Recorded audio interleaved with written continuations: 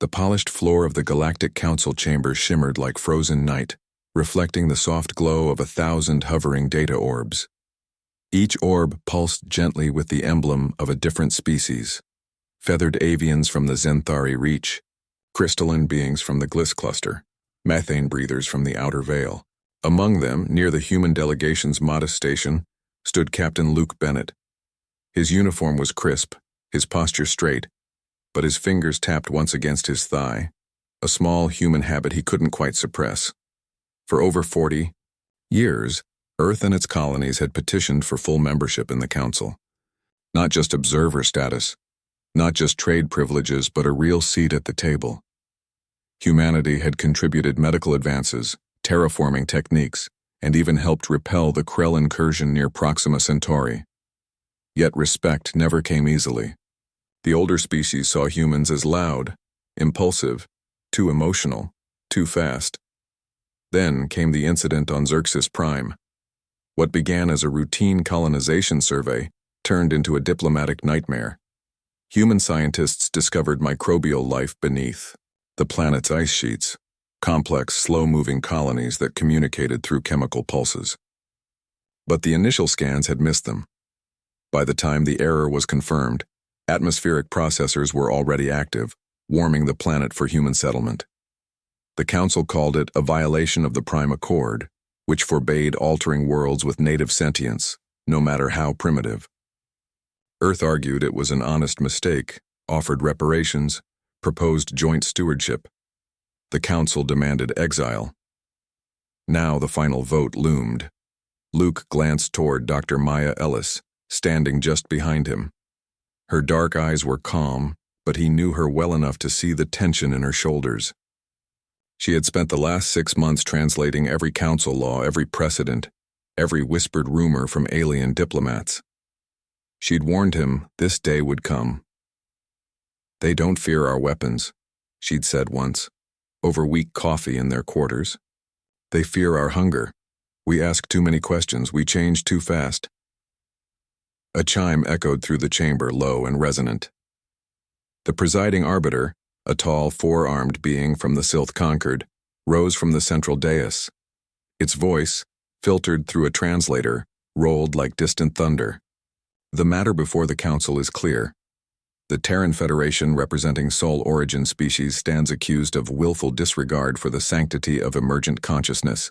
The penalty, if affirmed, is permanent severance from all Council systems, treaties, communications, and protections." Luke didn't flinch. He'd heard the charges 100 times. One by one, the species cast their votes. Most did so silently, their orbs dimming or brightening in coded patterns. A few spoke aloud. The Zenthari delegate hissed that humans burn through worlds like kindling. The Gliss representative chimed in agreement, their crystalline form refracting sorrowful light. Only 2 species abstained, the nomadic Virel, who rarely took sides, and the deep space dwellers of Umar, who simply vanished from their station without explanation. When the final count appeared in the air above the dais, no one gasped, no one shouted. The result was expected, almost routine: 203 votes for expulsion, 14 against, 3 abstentions. The arbiter's voice returned. "The Terran delegation is hereby removed from the Galactic Council, all access codes revoked, all embassies closed, all shared networks severed, effective immediately." A soft hum filled the chamber as human data orbs flickered and died. The translation feeds in Luke's earpiece went silent. The subtle background, music that had played in every council session, a calming melody woven from 1,000 cultures, cut off mid-note. It was as if the universe itself had taken a breath and decided not to exhale around them. Maya stepped forward, placing a hand lightly on Luke's arm. "We knew this was coming," she said quietly, her voice steady. "I know," he replied, but it still hurt. Not for himself. For the billions back home who had believed, truly believed, that they belonged among the stars. They walked out together, past rows of silent delegates who refused to meet their eyes. Outside the chamber, in the curving corridor that overlooked the swirling clouds of Kethra 9, Luke stopped. He stared at the storm below, violet and gold, churning endlessly. "What do we tell them?" he asked. "The truth," Maya said. "We tell them we're going home, and then we tell them we're leaving." Because they had a plan. Not a desperate one, a deliberate one. While the council debated ethics and precedent, Earth scientists, engineers, and dreamers had been building something else. Not weapons, not shields, but ships. Vast, self-sustaining arcs designed not to conquer, but to carry. To preserve. To explore without permission. Back on Mars' orbital dock Alpha, the Exodus fleet waited. 12 massive vessels, each named after a human ideal. Aurora Reach, Horizon's Promise, Steadfast, Kindred Sky. They carried not just people, but libraries, seed vaults, art, music, soil from every continent, recordings of birdsong and rainfall and children laughing. Humanity wasn't running away. It was choosing a different path. Luke turned from the storm. "Let's go home," he said. Maya nodded. "And then let's go further." As their shuttle lifted off from the council station, neither looked back. Behind them, the great chamber continued its endless debates, its careful rules, its slow decay. Ahead lay silence, darkness, and the unknown. But also freedom. The council thought they were punishing humanity by casting them out. They didn't understand that for humans, being told no had always been the beginning, not the end. From the first cave dweller who looked up at the stars and wondered, to the first astronaut who stepped onto the moon, humanity had thrived not in comfort, but in challenge. Now, unshackled from bureaucracy and judgment, they would do what they did best: adapt, create, and reach. The vote was over. The real journey was just beginning. Mars' orbital dock Alpha hung in the silent dark like a sleeping spider, its arms curled around 12 great ships. Inside the lead vessel, the Aurora Reach, Engineer Carter Wilson wiped grease from his brow and checked the slipcore engine readout for the 7th time that hour.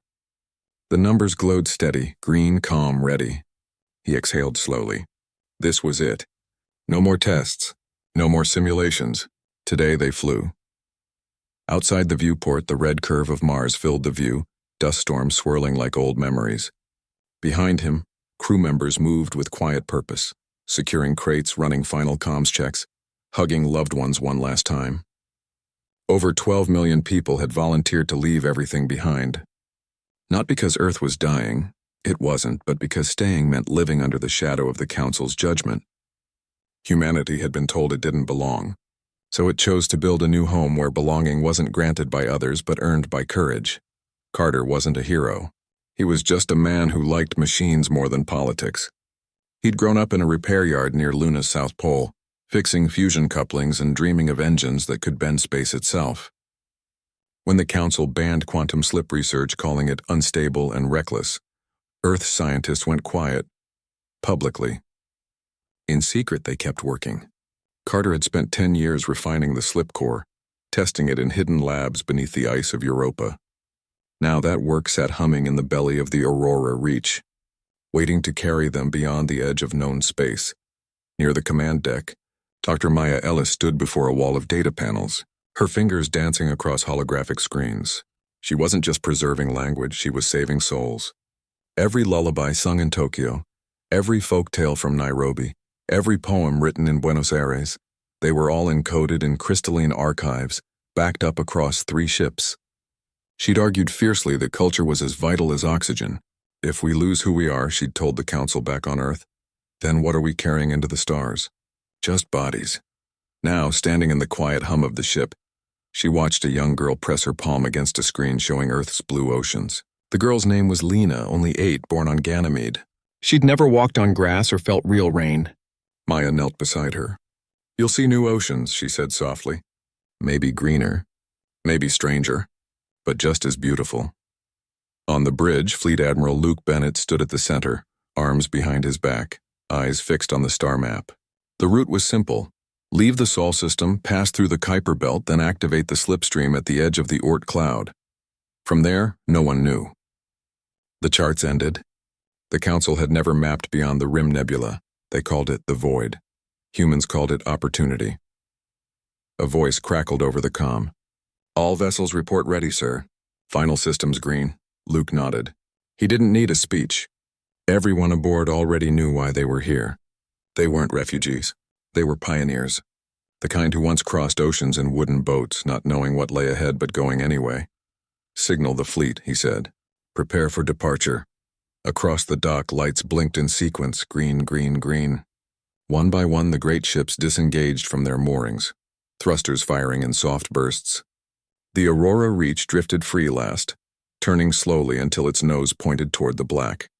Carter stood in engineering, hand resting on the slip core housing. It vibrated faintly like a heartbeat. He thought of his father, who'd fixed old shuttles with duct tape and hope. You build what you believe in, the old man used to say. Carter believed in this, in them, in the idea that humanity didn't need permission to explore. Maya joined him a few minutes later, carrying a small box. Inside were soil samples from every continent sealed in glass.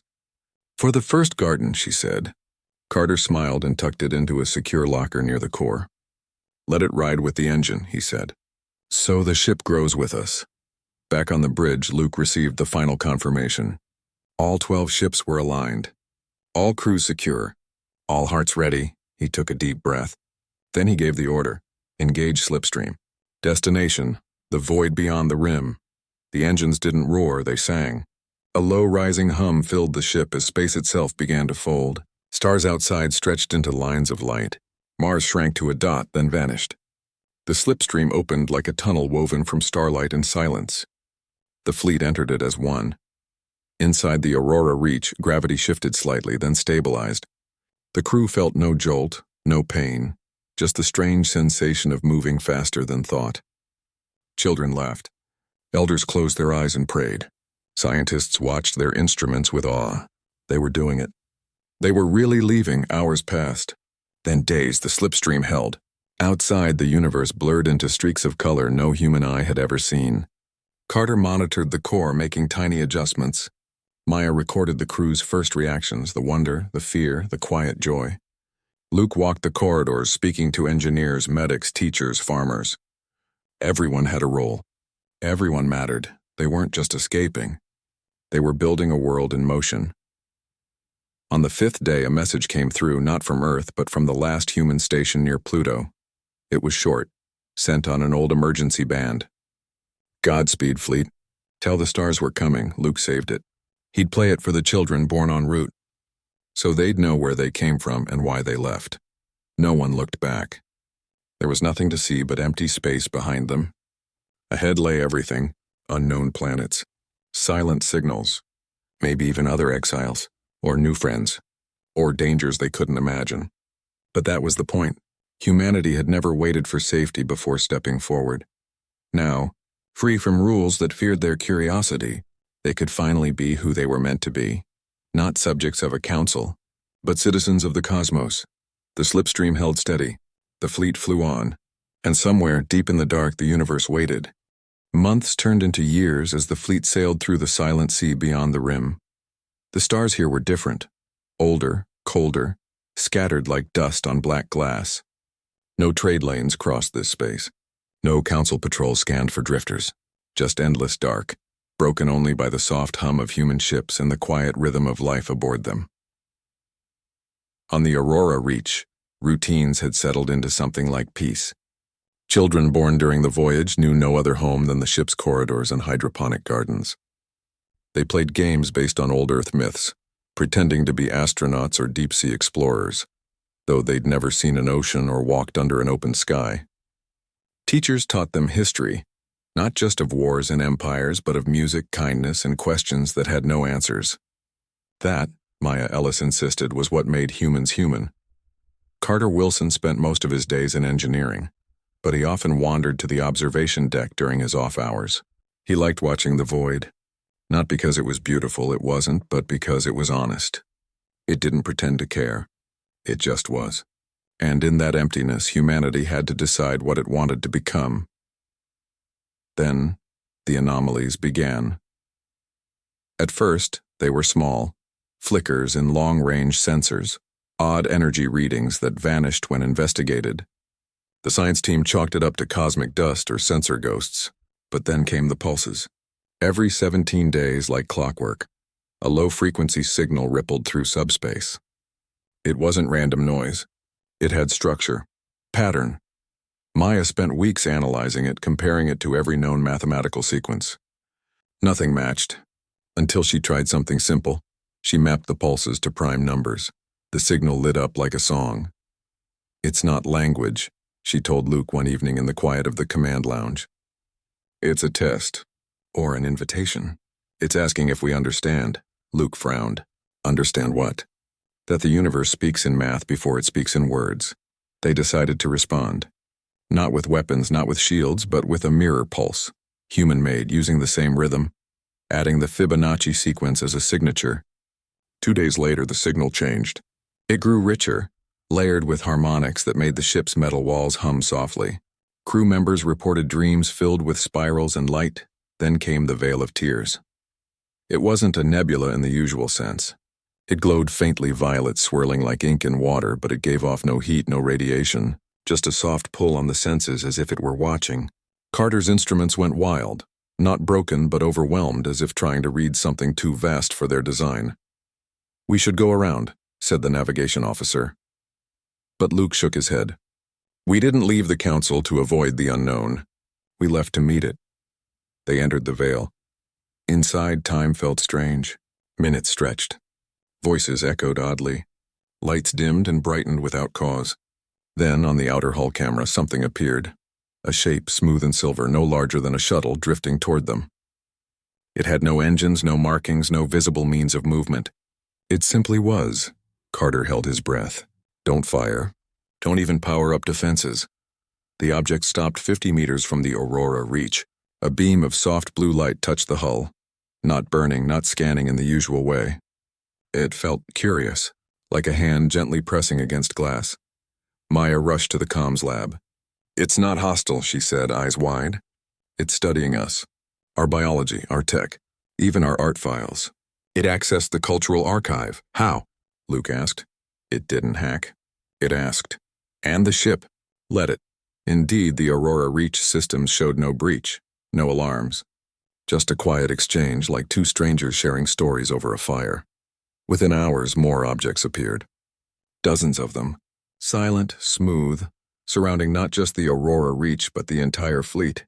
Each ship reported the same thing. The objects showed no aggression, only interest. They lingered near gardens, near schools, near the medical bays. One even hovered outside the nursery for 3 full days. The crew grew uneasy. Some whispered about traps. Others spoke of gods. But Maya remained calm. "They're not judging us," she said. "They're seeing if we've grown."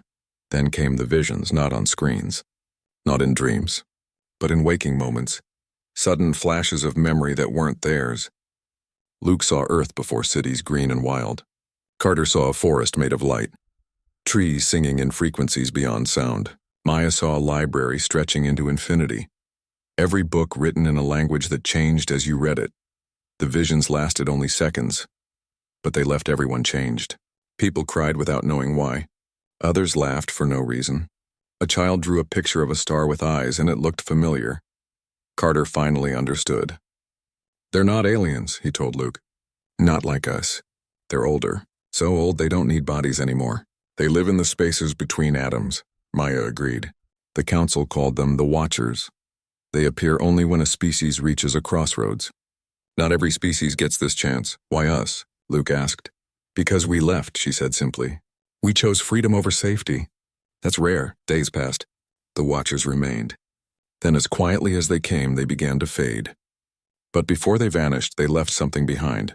A single object no bigger than a human hand floating near the Aurora Reach's airlock. It was smooth, warm to the touch, and shaped like a seed. Carter brought it inside. It didn't react to scans. It didn't open. It just sat there, humming faintly in the same rhythm as the original signal. That night, Luke stood alone on the observation deck, the seed in his palm. He thought of Earth, of the Council, of all the rules that had tried to cage human curiosity. And he realized something.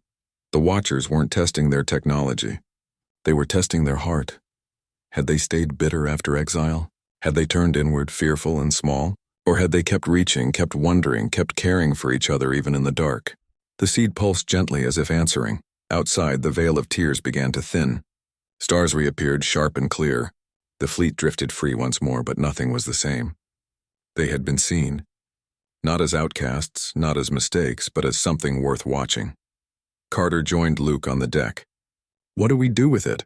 he asked, nodding at the seed. "We carry it," Luke said, "like we carry everything else. Until it shows us what it is." Maya appeared behind them, holding a datapad. "I've been thinking," she said. "What if the signal wasn't just a test? What if it was a map?" Luke looked at her. A map to what? To the next step. They didn't know what that meant yet. But for the first time since leaving Seoul, they felt less alone. The universe wasn't empty. It was waiting, and now, it knew their name. The fleet turned slightly, adjusting course toward a faint cluster of stars no human had ever named. Behind them, the veil of tears closed like a curtain. Ahead, the dark stretched on, but it no longer felt cold. It felt like a beginning. The seed sat in the center of the council room aboard the Aurora Reach, resting on a simple wooden stand carved by one of the ship's oldest carpenters. It glowed faintly, not with light, but with a warmth that seemed to pulse in time with the crew's breath. Everyone who entered the room felt it, a quiet hum in their bones, like the memory of a song they'd never heard but somehow knew by heart. Luke Bennett stood at the far end of the table, arms crossed, watching the faces of those gathered. Scientists, teachers, farmers, medics, engineers, they had all been called. Not because they held rank, but because they held wisdom. The Watchers had spoken without words, shown visions without sound, and left behind a choice no one fully understood. Now humanity had to decide what to do next. Maya Ellis sat near the front, her notes spread out before her. She had spent days studying the visions, comparing them to ancient human myths, to patterns in nature, to equations that described the birth of stars. "It's not a weapon," she said quietly. "It's an offer. They want us to join them, not as servants, not as soldiers, but as partners, as stewards." "Stewards of what?" asked a young botanist named Eli, his voice tight with worry. "Of change," Maya replied. "Of growth. Of helping new life find its way like we once needed help." Carter Wilson leaned forward, elbows on the table. His hands were still stained with engine grease, but his eyes were clear. The council spent centuries locking knowledge away, calling it protection, but all they did was stop others from growing. The Watchers, they don't control. They guide, they watch, and when a species proves it can carry wonder without breaking it, they invite them in. A murmur ran through the room. Some nodded. Others frowned. An older woman, a former schoolteacher from New Delhi, spoke up. "But what do we give up? If we say yes, do we stop being human?" "No," Luke said, his voice low but firm. "We become more human. Because what are we if not creatures who reach, who care, who try to leave things better than we found them?" Still, doubt lingered. A medic named Dana raised her hand. "What if it's a trick? What if they're using us? We've seen how power corrupts. Even our own history is full of it." Maya looked at her gently. "The Watchers have existed longer than stars. If they wanted to control, they could have. But they waited. They watched. They only stepped in when we chose to walk away from fear. That's not control. That's trust." The debate went on for hours. Outside, the fleet drifted through calm space, the stars steady and silent. Children played in the gardens, unaware that their future hung in the balance. In the end, it wasn't logic that decided it. It was memory. An old man named Harold, who had been a fisherman on Earth before the Exodus, stood slowly. His voice was rough but calm. "When I was a boy, my grandfather taught me to mend nets. He said, 'A net isn't strong because it holds tight. It's strong because it lets water flow through but keeps what matters. We've been holding too tight to old wounds. Maybe it's time to let the water flow.'" Silence followed. Then, one by one, people nodded. Luke looked at Maya. She gave a small smile. Carter exhaled as if he'd been holding his breath for weeks. They returned to the seed. This time, they didn't study it. They didn't scan it. They simply placed their hands on the table around it and spoke together, not in words, but in intent. "We accept. We will carry wonder. We will protect growth. We will not fear the unknown." The seed brightened, not with fire, but with soft golden light. It rose from the stand, floating gently, then split into 12 smaller seeds, one for each ship in the fleet. Each drifted through the air, finding its way to a different vessel, guided by something deeper than gravity. That night, the visions returned, but clearer now. Luke saw humans helping a young species build its first telescope. Maya saw libraries blooming on alien worlds filled with stories from Earth and beyond. Carter saw engines powered not by fuel but by shared purpose, humming in harmony with living stars. They understood now. Stewardship wasn't about ruling. It was about listening. About planting seeds, literal and metaphorical, and walking away, trusting they would grow. In the days that followed, changes began. The fleet's course shifted, not toward any star system but toward faint signals of emerging life. Worlds with simple oceans, with rustling forests, with minds just beginning to ask, why? They didn't land. They didn't interfere. They watched. They recorded, and sometimes when a world was ready, they left behind a single seed. Small, warm, humming with possibility. Back on the Aurora Reach, Luke stood once more on the observation deck. Maya joined him, holding a data pad showing the first successful bloom. A flower on a distant moon, its petals shaped like human hands. They'll never know it came from us, she said. That's the point, Luke replied. Carter appeared behind them, wiping his hands on a rag. The slip core is running smoother than ever, he said. Like it's happy, Maya smiled. Maybe it is. Maybe the whole ship knows what we've become. They didn't speak for a long time. They just watched the stars, no longer distant points of light but neighbors waiting to be known. The choice had been made. Not with a vote, not with a law, but with a quiet yes whispered into the dark. And in that yes, humanity found not an end but a deeper beginning. They were no longer just travelers. They were gardeners of the cosmos, and the universe at last had room for them. Centuries passed like breaths in the long sleep of stars. The 12 ships of the Exodus fleet were no longer just vessels. They had become legends, then myths, then quiet truths whispered by new civilizations rising in the dark. The names Luke Bennett, Maya Ellis, and Carter Wilson were carved into stone temples on ocean worlds, sung in lullabies beneath twin suns, taught in schools where children learned that courage was not the absence of fear, but the choice to move forward anyway.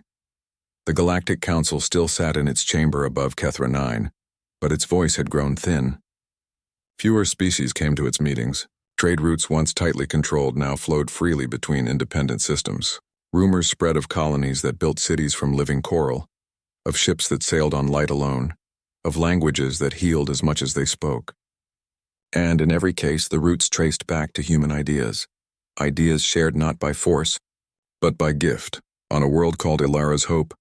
Nestled in a spiral arm the Council had once marked uninhabitable, a young scientist named Kira adjusted her scanner near a grove of silver trees. Their leaves chimed in the wind, forming melodies that matched prime number sequences. Her people had no memory of Earth, yet they celebrated Departure Day every year, a festival of seeds, stories, and star maps. They believed humanity had not vanished but bloomed. Kira's scanner beeped. Buried beneath the soil, she found it. A smooth, warm seed humming softly. She held it in her palm and felt a wave of calm, as if someone far away had just whispered, "You're ready." She didn't plant it. Not yet. She carried it to the central archive where elders recorded the moment in living crystal.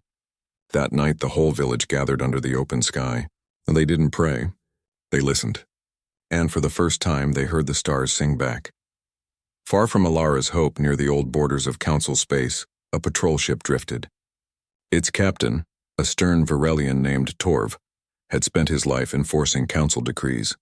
But lately even his people questioned the old ways.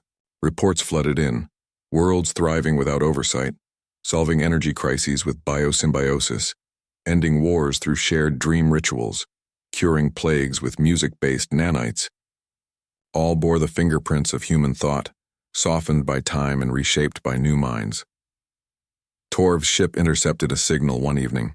Not a distress call, not a threat, but a broadcast. It showed children from a dozen species building a bridge across a canyon, using no tools, only cooperation and harmonic resonance. At the center of the bridge stood a small plaque. It read in simple galactic script, "Built with help from the ones who left." Torv sat in silence for a long time. Then he ordered his crew to log the signal, not as evidence, but as hope. Back on Kethra 9, the council convened an emergency session. The Arbiter's voice trembled as it spoke. The influence spreads. They do not conquer. They do not demand. They simply inspire, and our authority weakens with every world that chooses wonder over control. No one had an answer. The old rules no longer held. The universe had changed, and the council had not. On the anniversary of humanity's departure, something extraordinary happened. Across thousands of worlds at the exact same moment, every living being who carried a seed, whether in soil, in memory, or in heart, paused.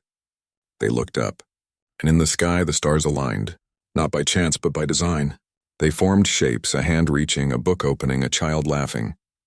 The alignment lasted only minutes, but it was seen by all. Then came the message. It did not come through comms or data streams. It resonated in bones and roots in the quiet space between thoughts. It said, "We left not because we were cast out, but because we were ready." The words echoed in every language, in every mind, as if each listener heard it in their own voice. On Alara's hope, Kira planted the seed that night.